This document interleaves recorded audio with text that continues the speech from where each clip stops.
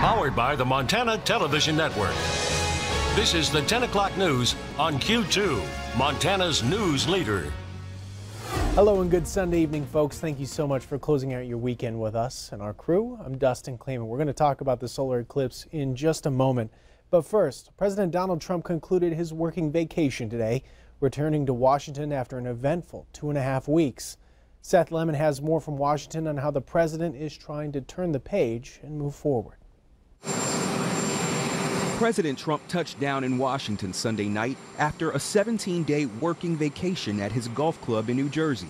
The president is still facing bipartisan criticism for saying both sides shared blame for the violence in Charlottesville. What he said on Tuesday was just really challenging. What the president should do before he says something is to sit down and become better acquainted, have a personal connection to the painful history of racism and bigotry of this country. This will be the first week without recently fired Chief Strategist Steve Bannon in the West Wing. The White House is attempting to shift the focus, announcing this week as employer support for the National Guard and Reserve Week. It comes as President Trump says he's met with military leaders and made decisions, including on Afghanistan. The White House says Monday night the president will address the nation on his strategy for Afghanistan and South Asia. Officials familiar with the plan expect 4,000 more troops to be deployed, but caution that could change. Defense Secretary Mattis says after meeting with the president, he's confident with the strategy. The process was rigorous, and it involved all members of the cabinet, of the national security staff. Mattis told reporters the president wants to talk to the American people himself. Seth Lemon for CBS News, Washington.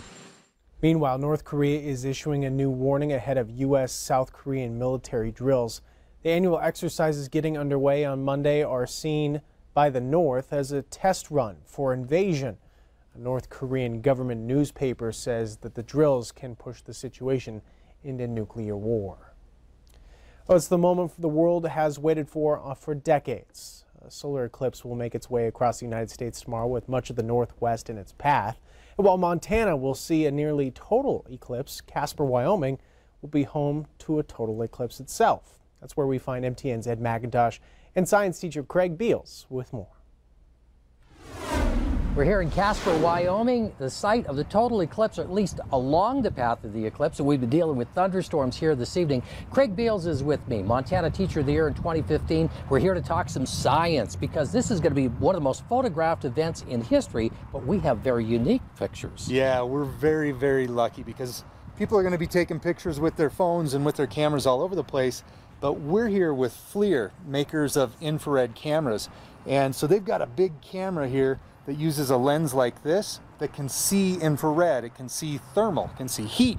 The sun's going to be giving off all of that stuff all the time, but this is going to filter out just that heat energy part. The great thing about it is we have no idea what we're going to see. This has never been done before because these cameras weren't around the last time we had this great totality going across a large swath. So this is going to be exciting and new. Absolutely. And of course, these cameras, the quality of this particular camera is superior to what anybody else is really going to have, right? Absolutely. Yeah, there's nothing else like this. In fact, two of the same cameras that you're going to see the eclipse on are on NASA spacecraft tracking the eclipse across the United States, and then we're lucky enough to have one right here in Casper, Wyoming, trained at the eclipse. So it's going to be a spectacular day. It'll be an amazing day. I hope you'll join us. We're going to be broadcasting live starting at 11:30 a.m. Totality here in Casper happens at 11:42. So we'll be taking pictures both to show you that on regular visible cameras and also the infrared photography. We don't know what to expect. No, we have no idea. That's the great part about it. It is. It's science. Yeah. I hope you'll join us tomorrow. Ed McIntosh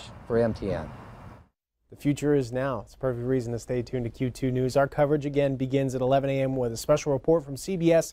Ed and Craig, they're going to be live tomorrow at Casper at 11:30 a.m. We will continue the coverage until 1 p.m. and that's when the noon news with Asia Gore will begin, an hour later than its usual time. But you'll get all your news there, as well as updates about things, everything solar eclipse. That's everything that everybody's talking about. Ed Exactly. McIntosh joining us. Or I should Well, he did. He's going to join us. Bob McGuire joining us, where we have a 93.3% total eclipse part here.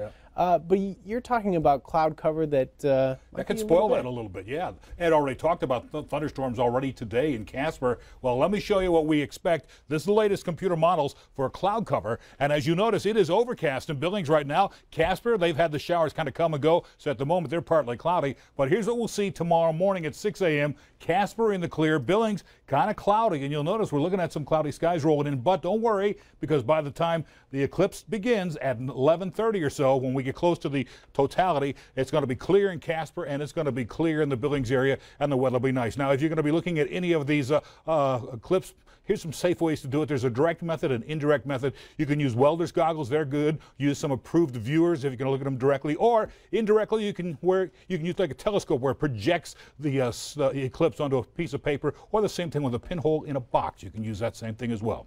Our forecast, we'll talk about that here in Billings coming up in a few more minutes. All right, thank you very much, Bob. We go to fire watching. We're continuing to monitor the Lolo Peak fire this weekend, which is burning west of Missoula.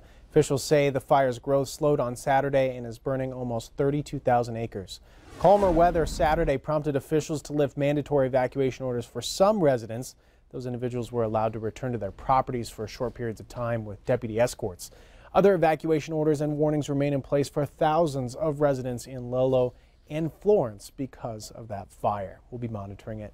Meanwhile, firefighters are also working on a 3,000-acre fire burning in Glacier County tonight. That fire started by a 7-year-old playing with a lighter last Wednesday. Right now, 32 firefighters are working to stop its spread. It is now 32% contained.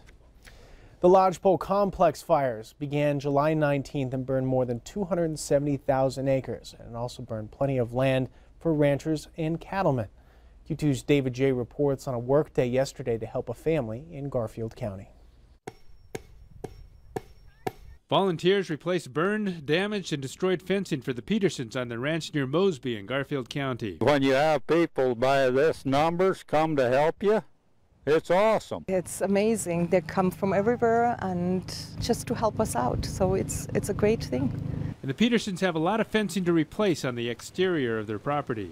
I'm 76 years old last February, and I told my wife I would probably never see this place fenced in what's left of my life. Now, maybe I will. The fire burned more than 270,000 acres and came close to the Petersons' home. But the fire destroyed Larry's childhood home, which the Petersons' daughter was restoring. This fire was a little bit overwhelming. I've never seen such a fire before. They have about 22 miles of fencing to replace. Some of it that got burned is similar to this, and this is some of the original cedar that was put in by Larry and his family.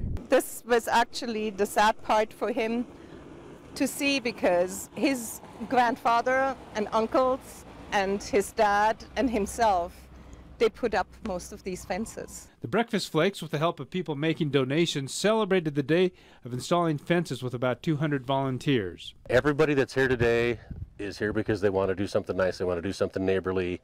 They've been in a situation where they've had loss and somebody's helped them out. This is really a feel-good event, and people are just helping because they want to help. There's a lot of people that have been devastated by this fire, and Montanans help each other out in times of need, so figured we'd come up, pitch in, and do our part. I'm not sure when I'll be able to write all these thank you cards, but I would like to put it out to everybody and to all the firefighters and all the people who worked on them fires. Thank you, thank you, thank you.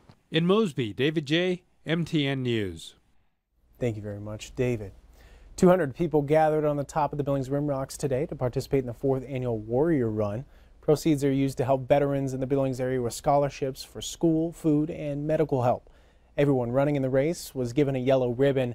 They were able to write the name of a person they want to honor on that ribbon. And halfway through the race itself, the ribbons are pinned on a post to serve as a reminder for the people who fought and died for our country. Still to come on the Sunday 10 o'clock edition of the Q2 News, an iconic actor who did more than provide laughs has passed away. We remember Jerry Lewis next. Plus, a Montana distillery under the big sky has quite the origin story. We continue our series tonight. And later in sports, could the Mustangs make it 3 in a row and take over for first place in the North? Highlights from Dealer on the way. You're watching MTN News with Dustin Klemann. Storm Tracker weather with Rob Griggs. and sports with Casey Conlon. This is the 5:30 news on Q2, Montana's news leader.